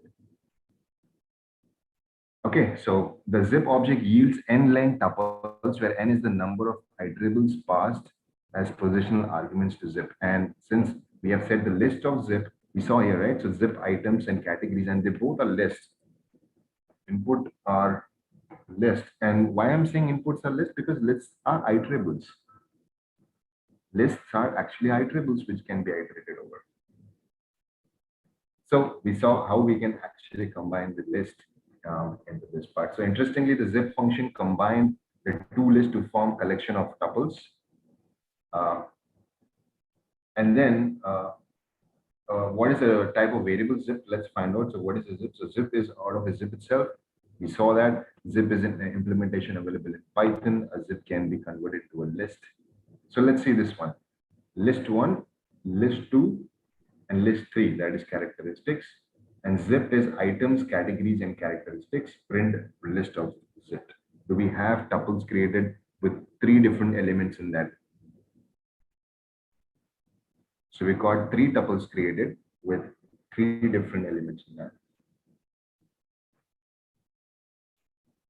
But again, so those elements are more or less just a tuple.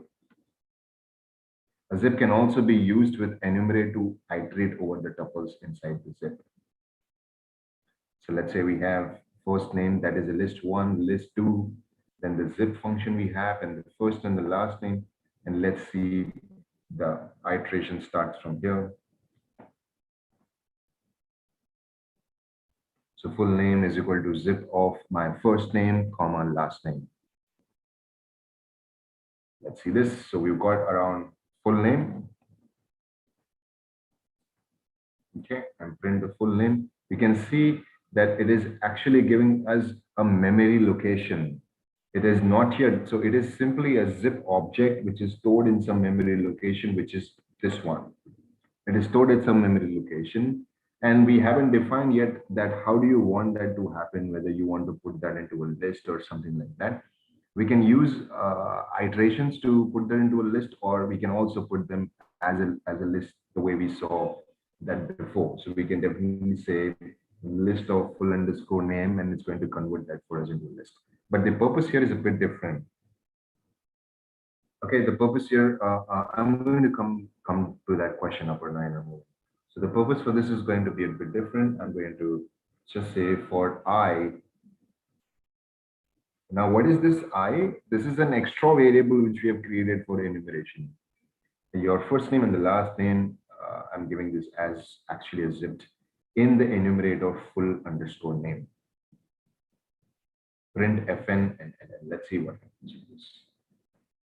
You can see that we've got this combined together, Steve Jobs, Bill Gates, and Larry Page.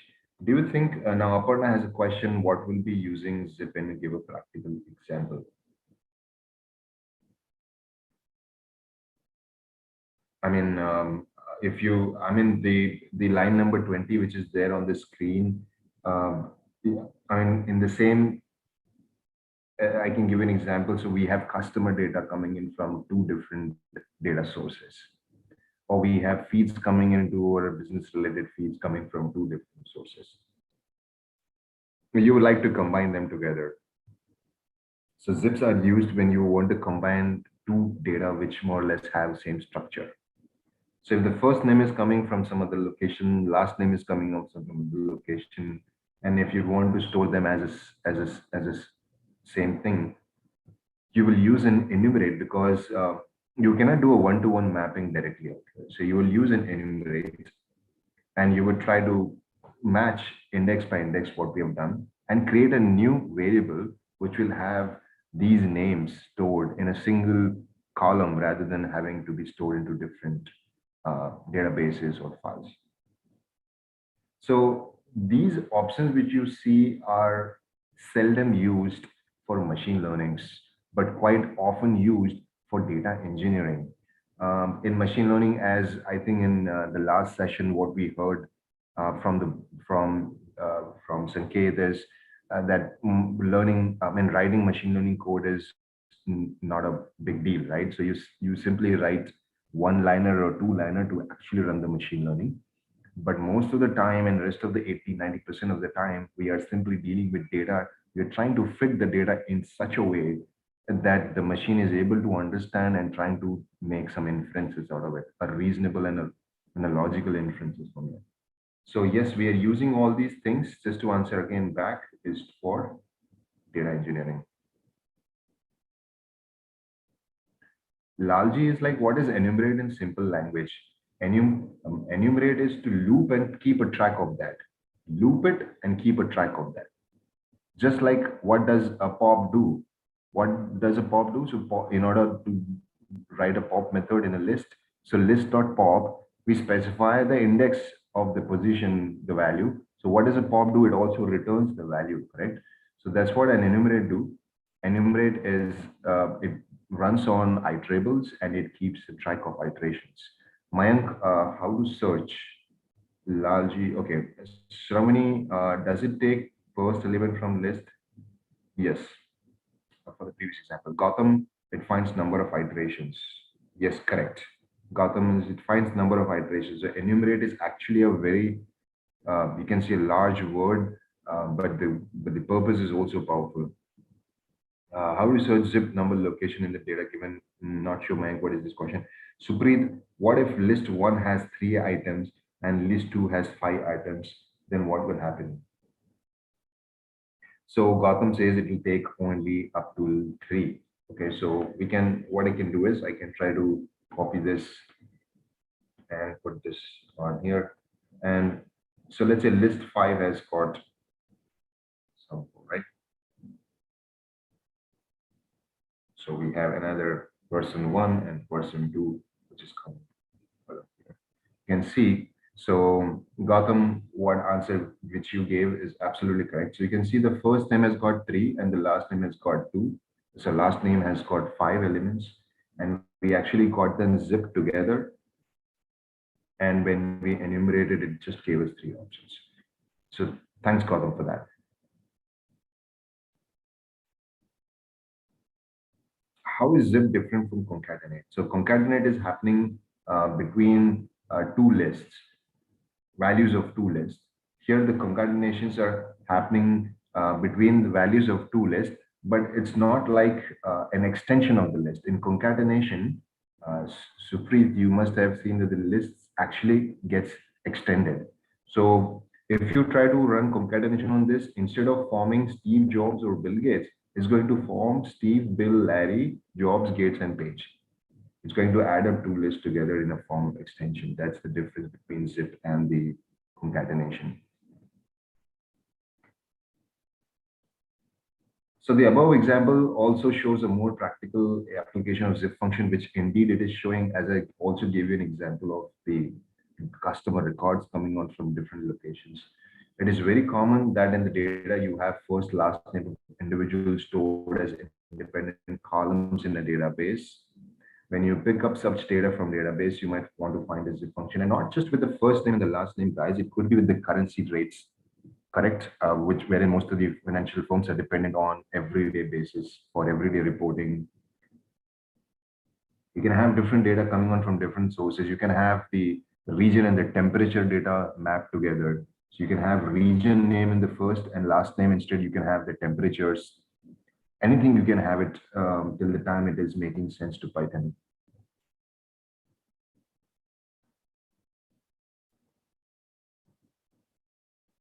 Our solution team, how to access zipped elements other than enumerate.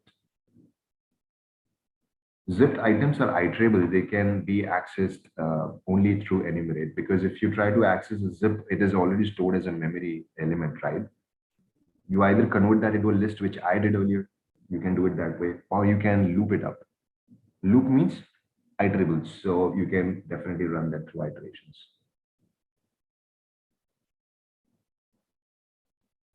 So in fact, the sure, okay.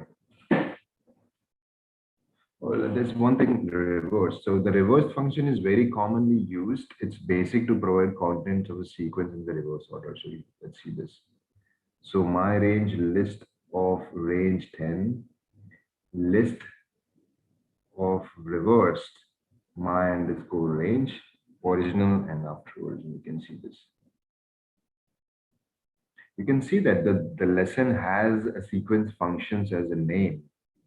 And now you can relate also the examples which we have in this related to enumeration, related to step function, related to sorted, related to reverse. They're all in the sequence type.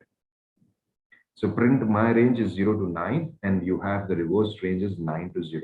So the use reverse does not affect the contents of the original sequence.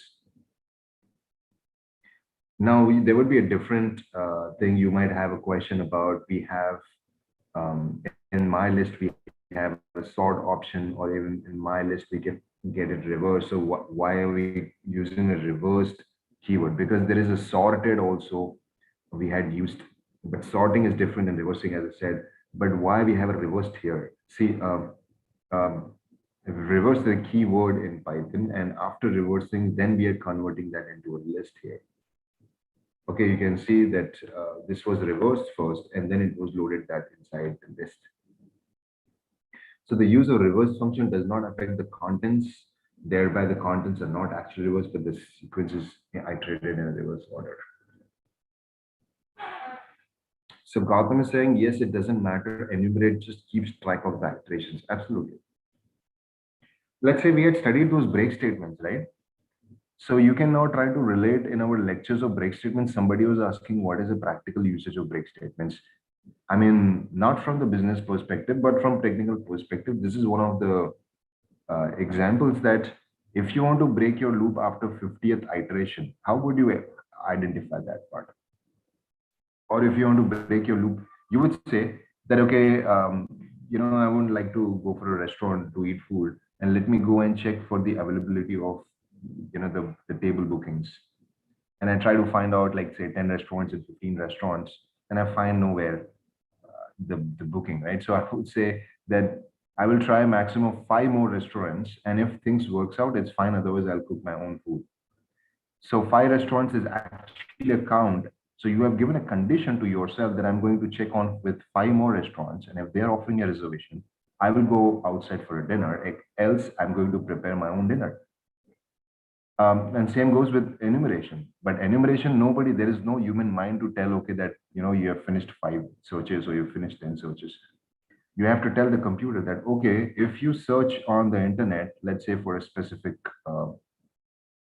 chemical element, let's say uranium. So if you go on the 50 pages beyond 50, you break the loop. So you keep getting the contents for a chemical uh, name uranium from the internet, let's say from Google, and keep getting it from 50 different sources. And if you have reached the 50 source, you break it. How does that happen? It happens only through enumerate. Reversed in function and reverse is method, right? That is correct. You are right. Absolutely, Anil. Thanks for that. So I'll just explain what Anil said. Reversed, similarly, not this one, but you saw that my underscore range dot. Okay, sorry about that. So we have this sort. One is sort, one is sorted. Okay, that's what we saw. The other is my underscore range dot reverse. Reverse is a method, and here reverse is a function. Thanks for that, Anil. I could highlight it to people. I'm sure because others will also have the same function.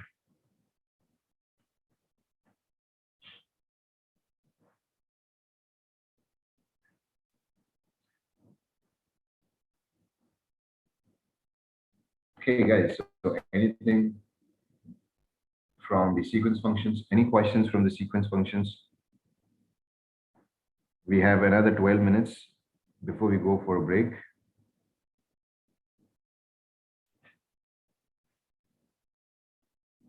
One of the next steps that we want to look at is dictionaries and sets and functions and files. So we'll try to see if we are able to complete this in next 2 hours, which we have. So maybe if we spend 30 minutes on all these channels or all these lessons, we should be able to at least finish all these lessons of Python so that we have all the resources with us. We know, okay, these are the things that are required for Python core, and then we will graduate eventually to higher learnings like pandas and NumPy, which are further complicated topics. So for people those who are having a little hard time understanding these stuff, I would recommend that you have these 5 days left. I mean, left means you have these 5 days in the coming week, including tomorrow. So you can have a look at these notes and try to get that foundation strong. And that this language is pretty old, right? So there's a lot of resources available for you to understand. You can understand by very well, so that your other lectures which are coming on pandas and NumPy should be reasonably easier and also interesting, because if we understand stuff, then it becomes fun to learn. Fine, so we have dictionary sets and functions. So let's go with dictionaries.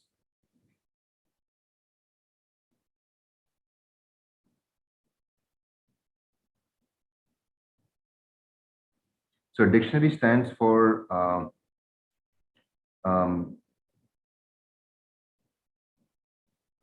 dictionary is also commonly known as a hash map.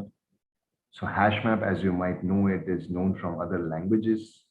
It is very important data structure in Python, especially for data science. With Python, a dictionary is a very important data structure. You're likely to use this almost in every data science project. So what about list and tuples then? If I want to use dictionaries, then what will I do about lists and tuples? Probably you don't have to use that, or you simply have to use dictionary, is it? So why did we learn list and tuples? It's not like this. Dictionary is a larger umbrella which can accommodate lists and tuples and data frames or any other kind of a data structure which is considered in Python. So dictionary is again a heterogeneous data structure wherein the every key of the dictionary is going to be some or the other data type or data structure, basically. You can relate this dictionary directly to our normal dictionaries, which we refer for English grammar. And how does that dictionary work? I'm sure that most of the people know how to read a yellow pager book. You remember in our old days, I'm not sure for about the new folks which are here, the new generation folks, but in the old generation folks, there was used to be a yellow book for the telephone directory, right? So, and there was a specific sequence to find the numbers in that, if you could remember. And even in the dictionary, the normal dictionary for the English grammar, there is a way to find a word. You just and there's a way to find it, and you can find your word much quickly and as fast you can do that. How does that happen? How do you think a yellow book pager, when you open that, you are able to find your numbers fast? How do you think when you open your a normal grammar, English grammar dictionary, and you're able to get those values much faster? That is all possible through the key and the value pair over there. So you have a key to look up on a specific page alphabetically. And once you reach that key, you know that your word is going to be somewhere on this page. So you just need a little more focus to get that word. Same goes with the yellow pages. You have the key to go to the nearest point for your target. And once you reach on that page, you can move your eyes around and you can find that entry which you want. Dictionaries are no different than that in Python. They have two arguments to it. One is the key, the other is the value for that. And it's all called as a key value pair. So in Python, we are using dictionaries a lot in most of the data science projects because dictionary can handle really large amount of data. It can handle a vast variety of data. And dictionaries can further be broken down into data frames, which is eventually going to be the level of interest for creating visualizations in Python. Once we move forward into creating charts, once your class move forwards in creating different charts and visuals, it has to be in a data frame or some structure which charts understands. So just like any other map, a dictionary is a collection of key value pairs. So dictionary is equal to the Tom and the Mike. And now you would wonder what is this particular thing? It's very simple. Firstly, I would say dictionaries in Python are created, please excuse me for the spellings, in Python are created using the curly braces, okay, which is this one. Always, the way we create tuples using the round brackets, the way we create lists using standing brackets, similarly, there is a thumb rule for dictionaries that needs to be created using a curly braces. So I would say my underscore dictionary is my dictionary. Since I want to create a dictionary, I will use a curly braces. And a dictionary must have a key. The dictionary, always, the values must have a key. So let's say the key is car, and the value to that, the key is like steer, or like say wheel, or like say, music, whatever you can say. So this is what the components of a car can be like. And you can see that I have provided values as vectors to car. I can provide values as list also to car. Okay, no problem. So, but we have a car, and then we have, let's say, a holiday. Okay, so holiday is actually key for you. And the values in the holidays could be location 1, uh, location 2, and so on and so forth. Okay. And I have closed this part here. And when I run this, you can see this is successfully run. I'll say print of my underscore dictionary. You can see that we've got the output in this form. Now, there is a couple of things to notice that the first object which we have is actually a tuple. The second object that we have is actually a list.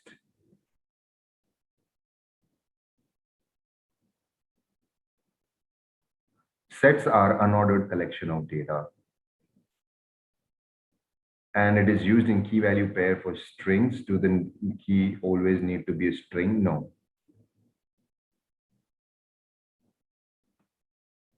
I will come to that part, Aparna and Danish.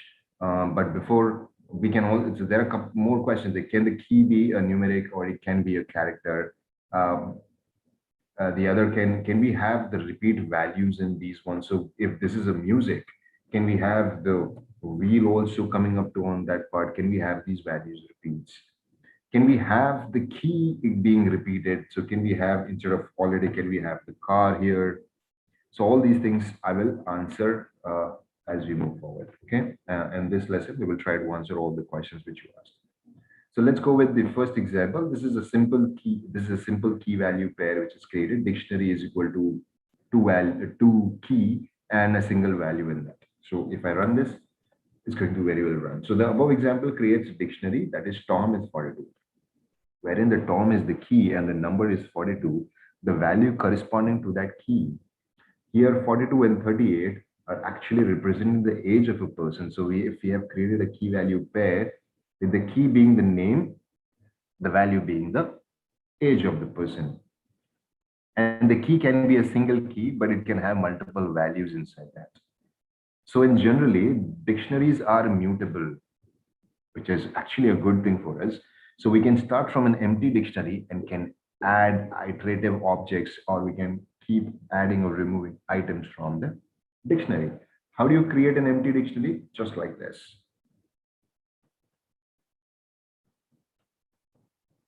Okay, create an empty dictionary. I put in a new value for the dictionary, and I put the new again value for the dictionary. You have specified the key here. Specified the key and entered the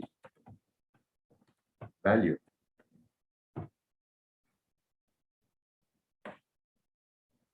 Which is cool. And same here. So we actually said that there is a key. Now there be a question for people about saying that how does a dictionary know there's a Tom and there's a Mike or something like that? Initially the dictionary was an empty dictionary, and when you specify any of the values in this fashion, it will create it for us. It's going to create that for us. And same thing we had seen in list also. So if you're trying to add up, if you're trying to mutate new columns in the list or in the structure, basically you simply say with that name and that is created. Okay, so this was a small example how list dictionaries are created. Once we move forward after the break, we will see what operations we can do with dictionaries, how we can store the data. Can we store heterogeneous, like one dictionary key has got a list and then tuples, which we already saw in the example above, plus what other operations that we can do in dictionaries and how dictionaries are helpful for our machine learning approaches. Those are the things which we're going to use.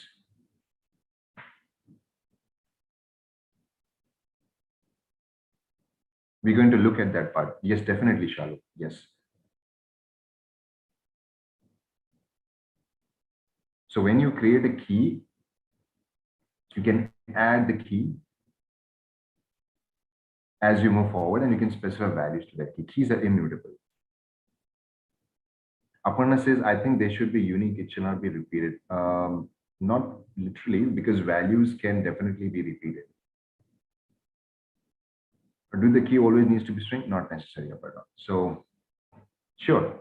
So guys, what do you suggest? Should we break and then come back in next 60 minutes and continue with this dictionary and Python? Sure, guys, do that. So over to you, over to BlobCity. Yes, we can take a break now and we'll catch up again. Thank you so much, Suvir. So see you all again in less than 1 hour from now. We'll be back again at 2 p.m. India time to resume the Python. We are almost towards the end of Python basics. So stay with us. There are dictionaries and their sets and their file IO. And if time permits, and if you're able to do this really quickly, maybe we can finish Python today itself. And if you finish Python today, we will prepone the How Machines Learn session to tomorrow morning, 11 a.m., because we'll have more time. So let's get back to it. Let's grab a quick lunch. I'm also starving here, and we'll be back again at 2 p.m. India time to resume Python and hopefully finish Python by the end of today. So see you all again in a bit. Thank you so much.